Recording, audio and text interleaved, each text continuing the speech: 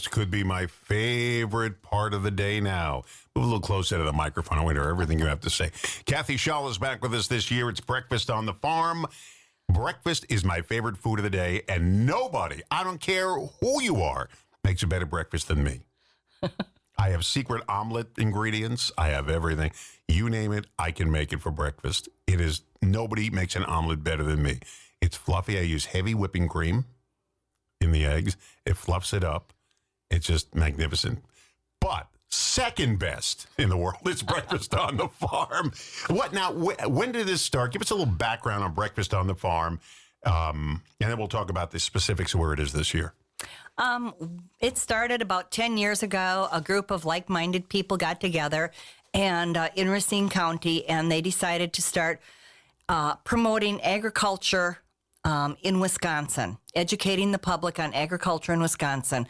In Wisconsin, June is Dairy Month, and throughout the state, throughout the month of June, dairy is promoted through Breakfast on the Farm throughout the state. Kenosha County had their breakfast 2 weeks ago. Walworth County will have one.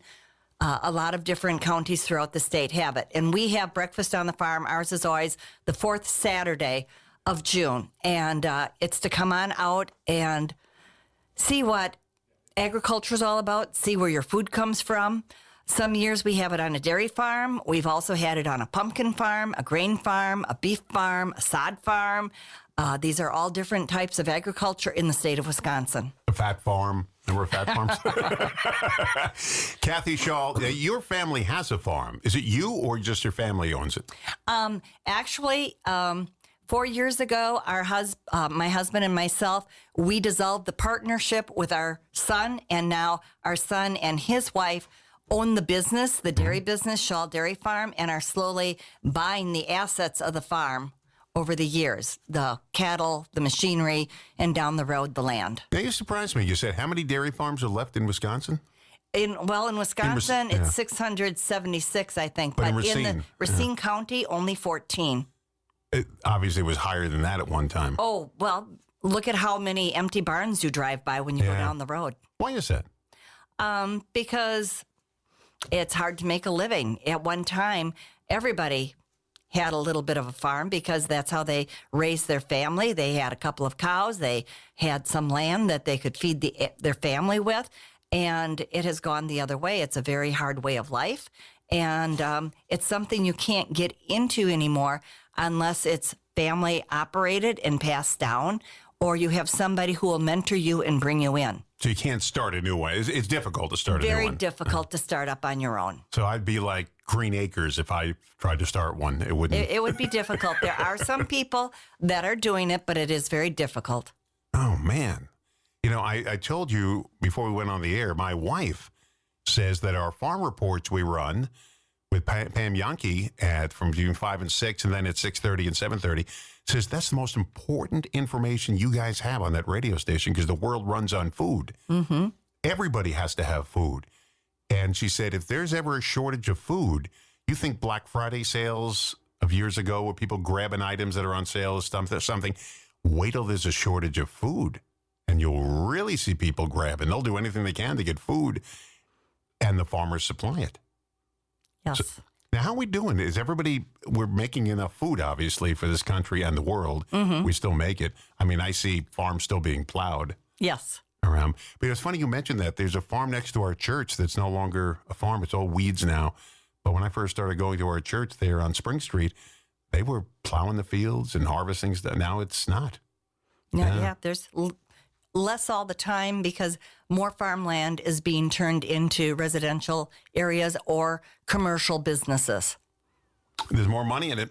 Yes, there's more money in it. And if they have nobody to take over the land after grandpa or dad passes away, then it's sold to the highest bidder because they want their money. I didn't see a farm until I was an adult because I grew up there. There didn't have farms where I grew up.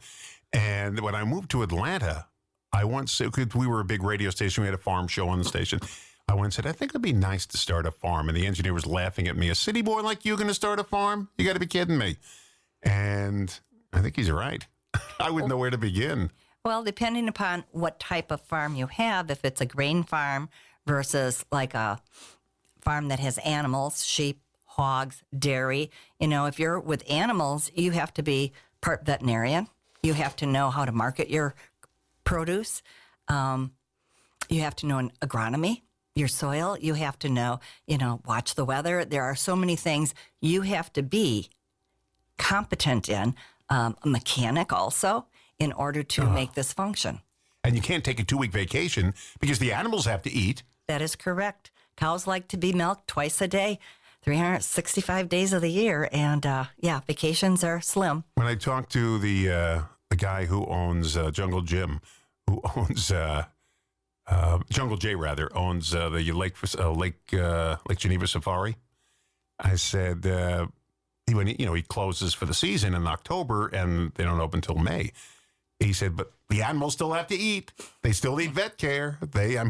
We may close down, but there's still got to be employees here to feed these animals, even though we're not open. So he's got to make all his money in the summer. Mm-hmm. If he doesn't, the animals don't eat. And, of course, they always eat.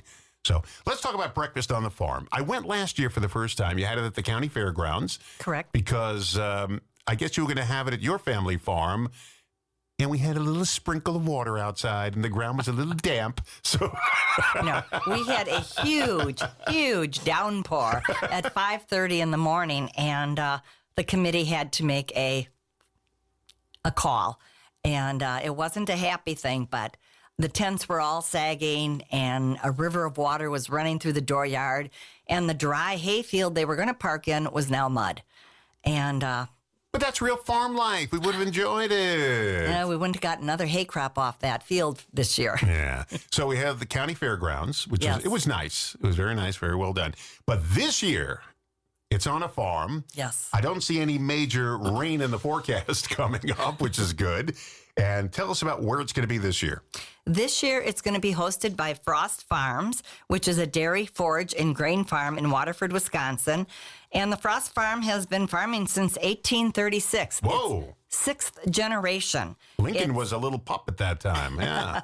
Stuart and Spencer Frost are brothers, and they own and run the farm together. And so this is going to be at their farm. Is it in a barn or is it outside? Where is this?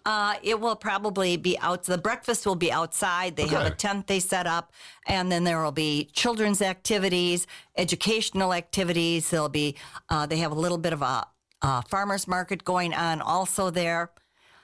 Lots of things to see, do, and learn. And the hours, or the date first is June 28th. That's a Saturday. Correct. 7 to 11. Mm-hmm. And why don't you make it like 5 in the morning, like the real farms when people get up at 5 in the morning?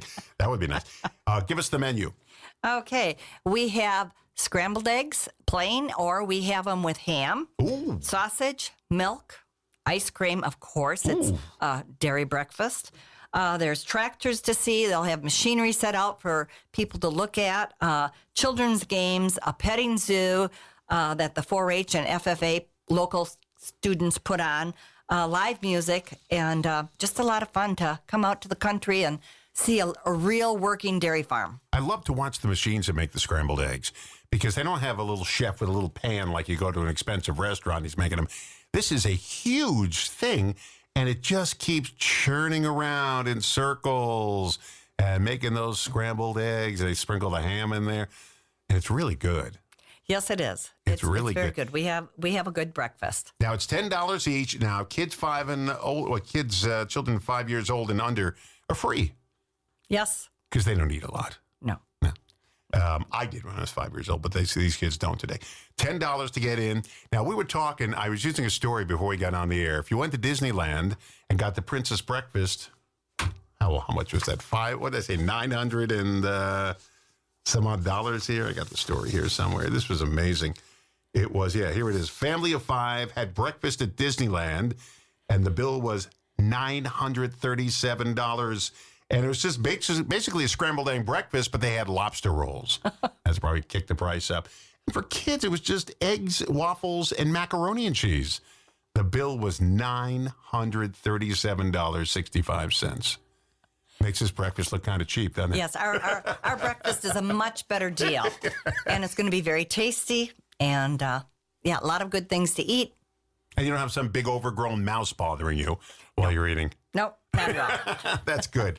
Okay, so you grew up on a farm. Yes. So it's been a family farm all your life. Mm-hmm. And it was it in the same location all your life? So you're local yokel? Yes. Yeah. You mean the Schaal Dairy Farm? Yeah. Schaal Dairy Farm started in 1848? Whoa. And so it's been passed down from father to son. And then when my father-in-law and mother-in-law purchased the farm, they purchased it from great Aunt Mabel. So it went from an aunt to a niece. It sort of still in the family line, just sort of jumped there. And what do they do? What livestock? We have a dairy farm. A dairy farm. Okay. On the Schaal Dairy Farm, we have dairy cows, and we're milking around 300 cows right now. Our son and our daughter-in-law are, and they're doing good. When you go to the Frost Farm, they're milking 650 cows right now. But they have those machines they hook up. Yes, Just yes, sucks the life automatic, out of the yep. cows. Yeah. Mm-hmm. Automatic Imagine- machines. Imagine the old days back when Aunt Mabel owned it. Remember, they had to milk each cow. That must have been all day. Well, that's why they only milked about 10. I mean, that had to be a major process to do that. Now they just hook it up and I don't know, the cows like it. I don't know.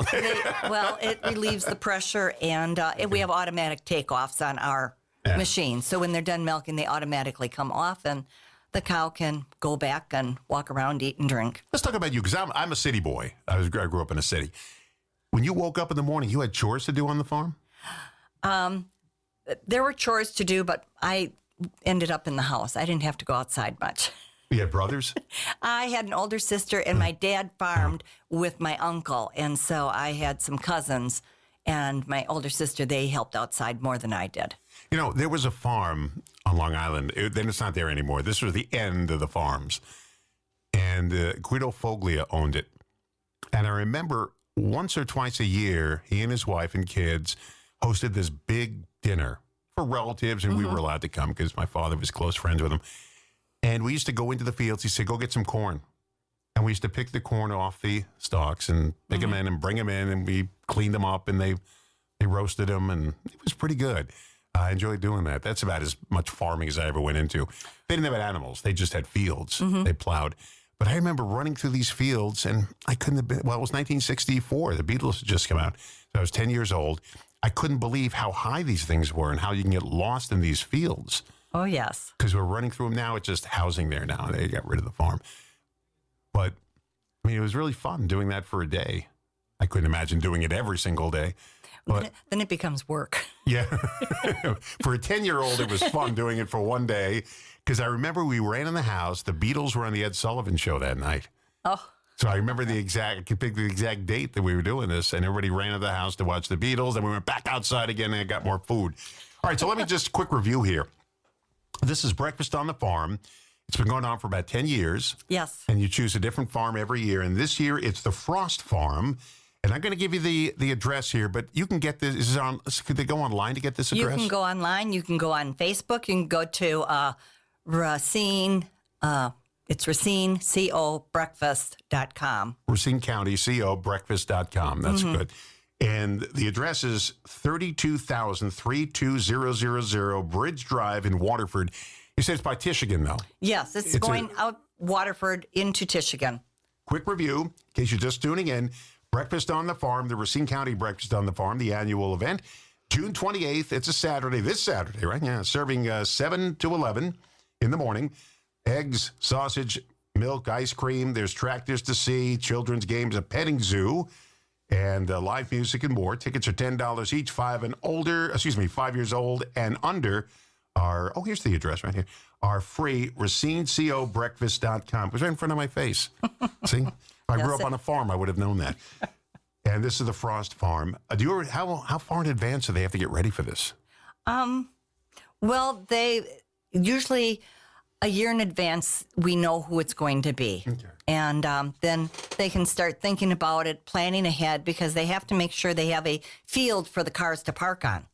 So you got to make sure that field that's going to be closest to the barn is not a cornfield right now that nobody can plant on. So it's planning ahead, thinking about what crop you're going to have there and all that type of thing. Sounds like fun. I'm going to try to make it out again this year. I made it to last year. I'm going to try and make it out this year. See, I'm hungry now. And I thought when Kathy comes in, she's going to come in with like a big tin of scrambled eggs and sausage, just like, a sample case. But she didn't. She came in with some papers. No. I came in ready to talk. Well, that's good. And we're going to keep reminding people as we get closer to the weekend. Thank you. Because there are people tuning in and out. We will podcast this, and people will be able to hear it starting tonight or tomorrow morning. And they can, listen back and say, oh, Breakfast on the Farm. What was that? I missed that. I was sleeping late on Monday. I skipped work that day. So we're going to take care of this for you. And I hope to see you out there.